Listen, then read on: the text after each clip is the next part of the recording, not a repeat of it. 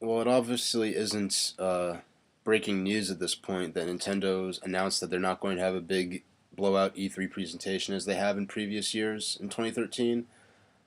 But I've been busy, so I really haven't had time to sit down and make a YouTube video about it. But I do want to say what I have to say about it because obviously this is a pretty big deal to me.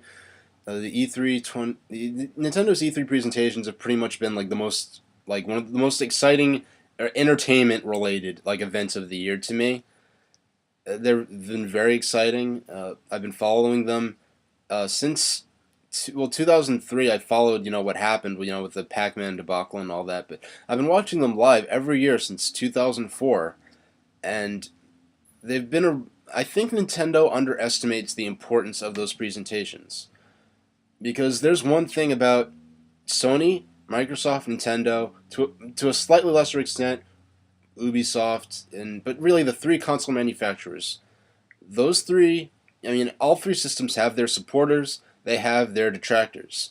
But no matter which system you're rooting for, pretty much anyone who cares enough to like one company, one system, and dislike another is going to care enough about what's going on that they're going to watch all three presentations, if for no reason other than to laugh and tweet and make YouTube videos mocking the presentations that go horribly wrong. That's the three console manufacturers' main E3 presentations have basically been the one moment where that company has everyone's ears. Everyone who cares about video games enough to watch E3 is going to either watch it or watch the highlights of their biggest announcements. And that's where Nintendo is really I think they're honestly making a mistake by seemingly they're just going to have some supersized Nintendo Directs. And Nintendo Directs, Iwata said when he announced this that Nintendo Directs do have excellent viewership.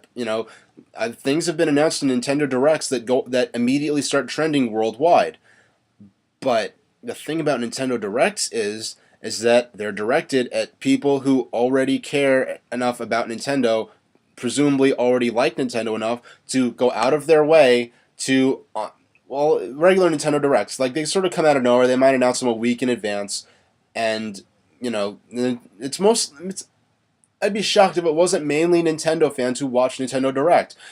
It's called Nintendo Direct. It's addressed directly to their fans. They're basically preaching to the choir when they make a Nintendo Direct. I mean, it's a way to inform their most loyal gamers about what games are coming out, what's going on in the world of Nintendo. But I don't think they're going to sell a system. I don't think a Nintendo Direct is going to sell any systems that no one who wasn't already in the market for Nintendo is going to watch Nintendo Direct. Then to that extent, I don't think supersized Nintendo Directs, because it's part of their E3 program, are probably going to get a number of viewers that otherwise wouldn't watch Nintendo Direct. But I don't think it's going to have the same. It's not going to have the same gravity. It's not going to draw as much attention as a traditional E3 presentation at the Kodak Theater, like in E3 2004, 5, 6, 7, 8, 9, 10, 11, and 12. Wow, that's a lot of E3s. And there have been good ones and bad ones, but no matter what, Nintendo always gets everyone's attention for that hour or hour and a half. And last year, Nintendo really went out of their way to really hype and promote their E3 presentation. They organized a lot of things very well. They did a good job. They used a pre-E3 Nintendo Direct to get out a good deal of news so that they could free up their actual E3 presentation to have other news, so that they wouldn't have to spend a half hour explaining what Miiverse is, even though I still think in the actual E3 2012 presentation they spent too much time on Miiverse anyway. It was pretty clear, to me, it was pretty clear, this is going to be the most important E3 for Nintendo probably ever. They basically have to make the case for Wii U. They have to, they have to they have to outshine two new consoles yet to come, significantly more powerful, And they've done that in the past. They can do that when they have their message is on point, and when they have the games to show that people will, hey, this is a system to keep your eye on. They don't have a problem doing that. But I think at this point, sort of apparently, not having a big burst of noise of like an E3 presentation is a mistake. E3 2012 failed in a number of ways. One of the main ways E3 2012 failed, Nintendo was correct in seeing that they had to change something fundamentally from how they ran E3 2012 to how they're going to run E3 2013.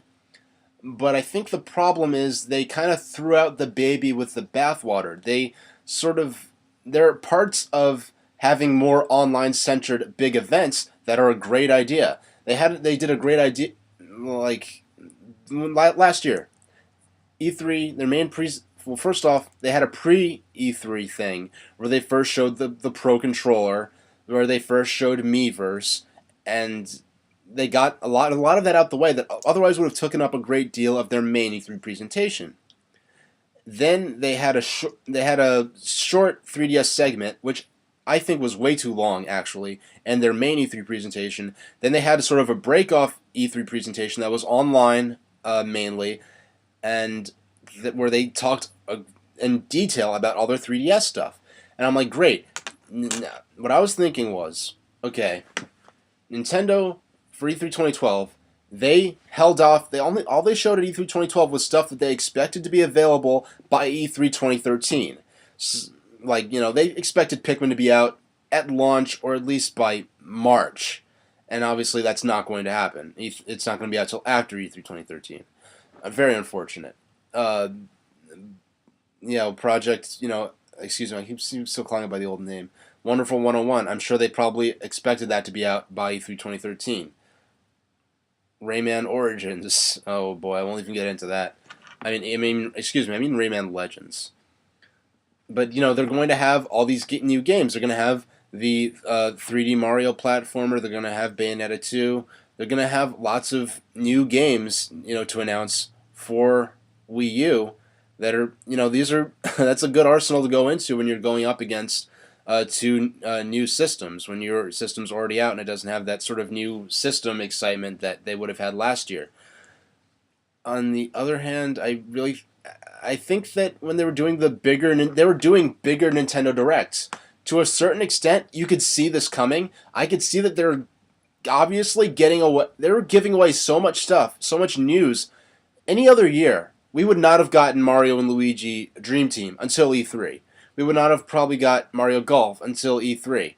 We probably would not have gotten the new Mario Party for 3DS until E3. And that's just to name a few of the very big announcements they're making, like Wind Waker HD. We probably would not have seen that until E3 2013 normally. So I'm like, it seems like they're just getting away a lot of 3DS stuff out the way. Not that major Wii U announcement. It was a major announcement, but it's a new remake of an existing game. It's not like a big headliner. It's not going to be the new Wii U Mario. And really, the big 3D Mario platformer for a system tends to be for Nintendo what that system's going to be about. Nintendo 64 with Mario 64 showed what N64 was going to be about. Mario Galaxy showed how freehand control and an infrared pointer could work with a polygonal 3D platformer. Mario 3D Land showed what Nintendo 3DS had to offer with stereoscopic 3D, and the Wii U Mario game is going to the 3D platformer. I think is really going to be essential in demonstrating what a second screen experience is going to have to offer to a home game console. And they have a good arsenal of stuff to go into. Not to mention, we could possibly be getting Rare's project. Retro's project they've been working on as far as a major game for Wii U. Is it Metroid? Is it a new IP? They have a lot of good stuff to go into E3 2013 with, and to sort of, it seems like they're sort of not quite. It's just going.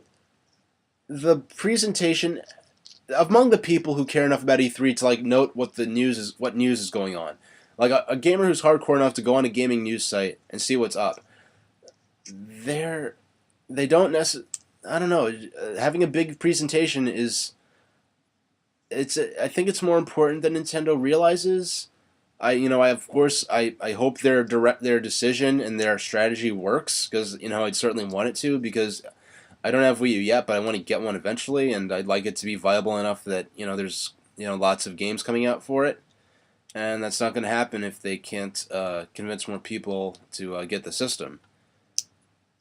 So I'm really not going to. I've seen people like going on some Nintendo people like saying, "Oh, this is a great idea. This is the best idea ever," and I'm like, I really feel like some of them. I mean, that's an opinion you can have, and there's reasons you could argue why that's a good decision. And we really haven't seen what Nintendo's going to do, the exact nature of how these online presentations are going to be.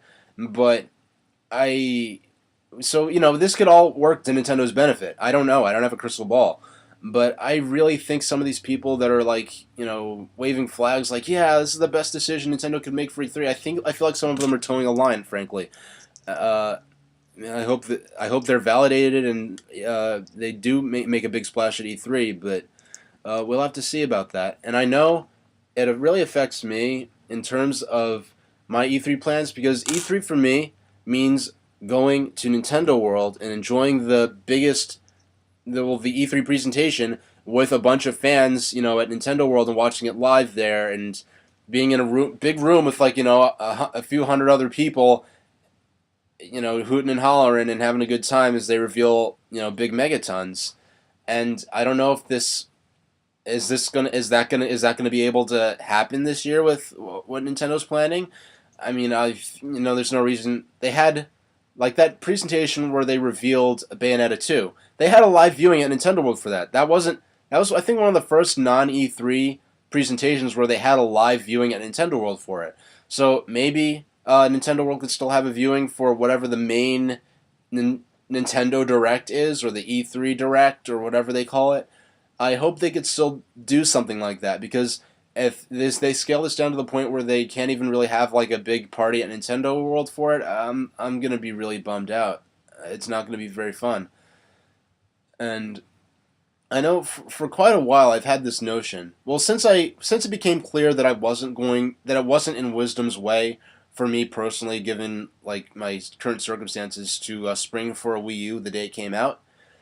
I had this sort of daydream that maybe I'd on E3 2013 I'd go to Nintendo World and watch the E3 presentation, and they have like a totally awesome presentation.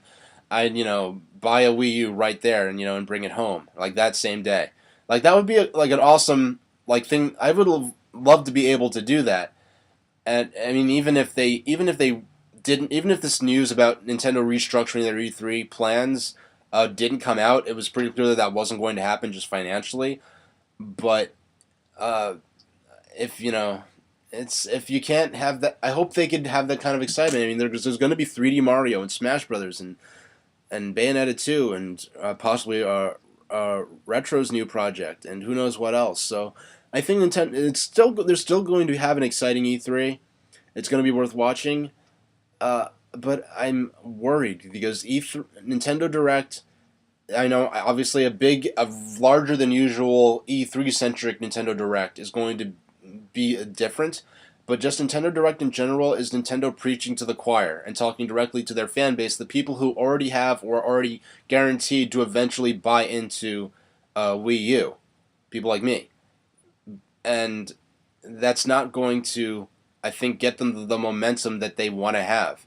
Nintendo they went through this cycle with Nintendo 3DS where it came out and people weren't buying into it like Nintendo hoped they would, and developers were backing out, and they had E3 2011 and they didn't do a very good job of pulling the curtain back on Wii U, but they did set the groundwork for the comeback of the 3DS. And Nintendo knows after 3DS how to like go into survival mode and pick up the pieces and get a system going when it doesn't have the momentum it should have. And I would have thought that Nintendo would basically follow that exact same model with Wii U. You know, show the games, show the people what's so great about this system, and get the ball rolling on communicating properly what the value of this new system is. That's what they did for 3DS, and it turned out fine. And it seemed like that would be the obvious course of action, is basically to replicate that with Wii U for E3 2013, especially when there are two new systems coming out later this year. But Nintendo's, there's a reason that Reggie and all those people, they do this for a living.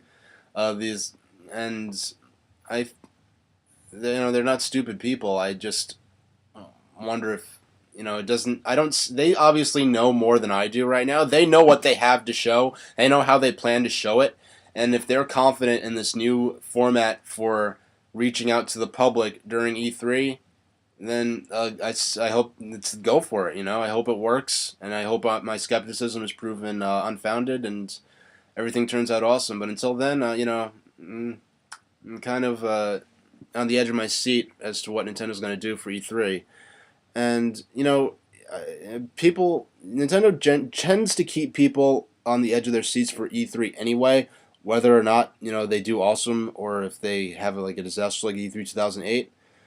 So we'll see what happens. It's not long now, and I can't wait to see what the future has in store for E3 and Nintendo. So heck, maybe we'll even see Beyond Good and Evil too. I'm still got my fingers crossed for that. All right, I've said enough on this, and thank you very much for watching. Wow, it's almost 20 minutes. Okay, yeah, definitely thank you very much for watching.